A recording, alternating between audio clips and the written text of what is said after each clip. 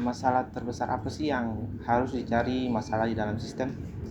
Masalahnya itu volumenya. Bayangin, ada banyak bahkan jutaan data yang masuk setiap harinya. Kan gak mungkin kalau misalkan manusia bisa baca semuanya. Nah, di tumpukan data sebanyak itu, AI-nya itu bertugasnya sebagai apa? Tugasnya itu sebagai pencari pola yang sangat canggih. Namanya itu Peter Messing.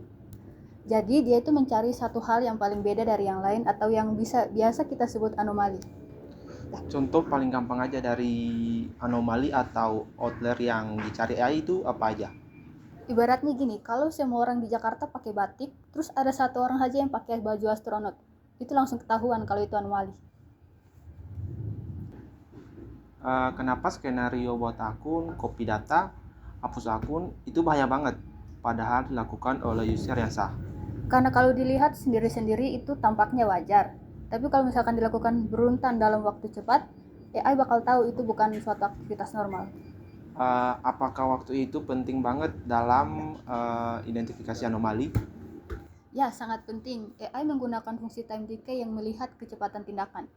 Jika semakin cepat serangkaian tindakan aneh, maka semakin tinggi juga skor ancamannya. Berarti AI itu bisa melihat pola yang nggak terlihat oleh mata manusia ya. Tepat sekali, dia melihat banyak faktor di banyak catatan log, sehingga bisa menemukan hubungan sebab akibat yang sangat kompleks yang tersembunyi. Kalau misalnya ada user yang tiba-tiba login di jam 3 pagi, padahal biasanya jam 8 pagi, apakah langsung dicap anomali?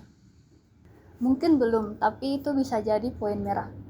Kalau setelah login jam 3 pagi, terus dia mengakses file yang nggak pernah dia sentuh, itu bisa jadi anomali. Setelah AI menemukan anomali seperti skenario orang dalam, tadi apa yang dilakukannya? AI akan langsung menaikkan bendera atau peringatan dengan skor ancaman tinggi ke analis. Jadi, kita tahu di mana tempat itu yang harus diselidiki. Oke, kita langsung ke masalah klasiknya aja.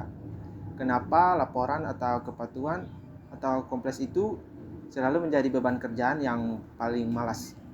Karena sifatnya yang berulang, datanya banyak, dan harus dikumpulkan secara manual untuk membuktikan kita sudah sesuai aturan.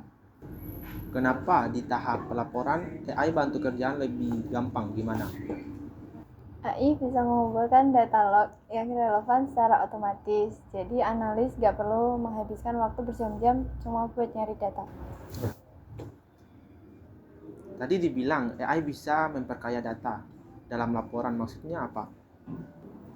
AI bisa menambahkan informasi atau konteks yang dia dapat saat investigasi. Jadi laporan nggak cuma angka, tapi juga punya analisis mendalam. Intinya fitur pelaporan dan riset ini mengubah apa dari pekerjaan seseorang analisis? Mengubah pekerjaan jadi lebih cerdas. Waktu yang tadinya dipakai untuk pekerjaan membosankan, sekarang bisa dipakai untuk berpikir dan membuat strategi. Jadi simpelnya itu AI di tahap investigasi ini kerjanya ngapain aja sih? Menghubungkan titik-titik data biar kita tahu alur serangannya dari mana ke mana. Tadi disebut istilah knowledge graph itu kalau di bahasa manusia kan maksudnya apa? Ibarat papan detektif di film yang pakai benang merah itu loh. AI itu bikin peta hubungan antara user, website, dan virusnya. Kalau ada satu karyawan nih di kantor yang nggak sengaja klik link virus, AI bisa tahu nggak itu linknya dari mana? Bisa, AI bakal ngelacak mundur tracing dari laptop karyawan itu sampai ketemu domain atau website asal virusnya. Terus kalau satu orang kena, AI bisa nggak memprediksi nggak siapa lagi yang bakal kena? Bisa, karena AI punya petanya. Dia bisa apa namanya sih itu? Dia bisa lihat siapa lagi yang pernah buka website yang sama. Jadi bisa dicegah lebih cepat. Kasih aku satu kalimat dong.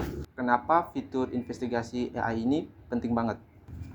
Karena dia ngerubah tumpukan data yang ngebingungin jadi cerita yang jelas. Jadi kita tahu harus gimana buat ngebenerinnya. Udah.